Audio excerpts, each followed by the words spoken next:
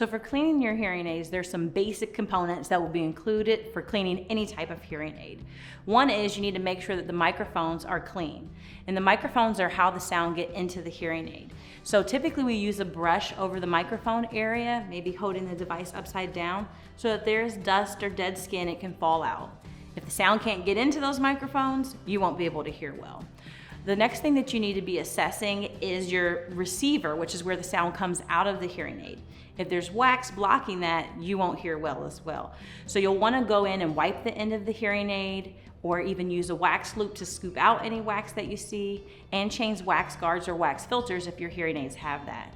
Another thing that sometimes is overlooked is your battery door. If you have standard hearing aids that use a battery still, sometimes it can get corroded in there, so you may need to go in and clean that area with like a Q-tip with some alcohol or something like that.